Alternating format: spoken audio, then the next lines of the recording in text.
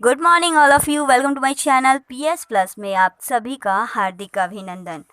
कभी कभी रातों के सन्नाटे में चौंक कर उठ जाता हूँ, सोचता हुआ कि कहीं यह सन्नाटा किसी ऐसी चीज़ के टूटने का तो नहीं जिसे हम हड़बड़ी में बहुत पीछे ही छोड़ आए हों। ये कहना है नरेश सक्सेना जी का। तो हम बात करने जा रहे हैं आंकड़ों के विषय में। So let's start.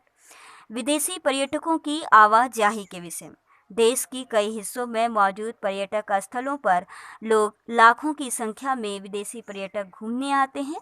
वर्ष 2018 में देश में आने वाले कुल पर्यटकों में 21% से ज़्यादा तमिलनाडु की यात्रा की है। बात करने जा रहे हैं शीर्ष 10 ऐप की बाजार में हिस्सेदारी। भारत में करोड़ों की संख्या में मौजूद इंटरनेट उपयोगकर्ता विभिन्न तरह के ऐप का उपयोग करते हैं। पिछले 5 साल में ऑनलाइन बाजार में कई तरह की उठापटक सामने आई है। अगर बात करें अमेरिकी ऐप की तो 2019 में 31.4% रहा है। वहीं चीनी ऐप की बात करें तो 2019 में 60.56% रहा है।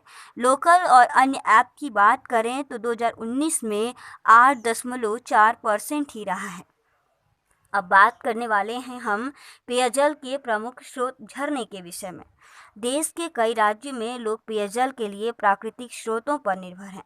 वर्ष 2018 तक देश के करीबन 0.6% आबादी झरनों से पेयजल हासिल करती रही है।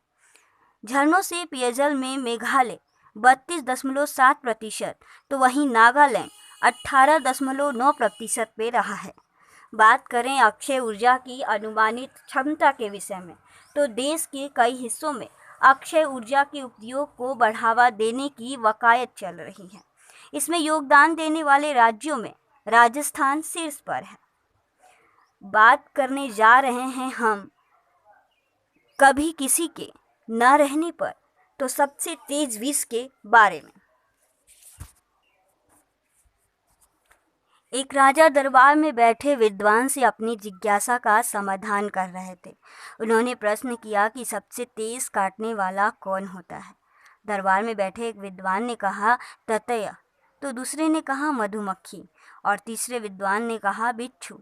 चौथे विद्वान ने कहा राजन, सांप का काटना तो पानी भी नहीं मांगता। इन जवाबों को सुनकर राजा की जिज्ञासा का समाधान ही नहीं हो पाया। उन्होंने सिंहासन पर विराजमान राजगुरु से कहा महाराज, इसका उत्तर आप ही सुझाएं। इन लोगों के जवाब में तो उलझन और बढ़ा दी है। राजन, मेरी दृष्टि में तो सबसे ज़्यादा जहरीला 2 ही चीज़ हैं, एक निंदक और दूसरा चाटुकार। राजपुरोहित ने अपनी बात स्पष्ट करते हुए कहा कि निंदक के हृदय में निंदा द्वेष रूपी जहर भरा होता है। वह निंदा करके पीछे से ऐसे काटता है कि आदमी तिलमिला उठता है। चाटुकार अपनी वाणी में मीठा विष भरकर ऐसी चापलूसी करता है कि आदमी अपने दुर्गुणों को गुण समझकर अहंकार के नशे में चूर हो जाता है। फिर उसे सही और गलत का कोई ध्यान ही नहीं रहता। चापलूस व्यक्ति की वाणी विवेक को काट कर जड़मूल को नष्ट कर देती है। राजपुरोहित की बात से राजा को अपनी जिज्ञासा का समाधान मिल गया। यदि हमारा वीडियो आपको अच्छा लग रहा हो तो लाइक और शेयर करना बिल्कुल ना भूलें। साथ में सब्सक्राइब करें, बेल आइकन का बटन दबाएं। जय हिंद, जय भारत।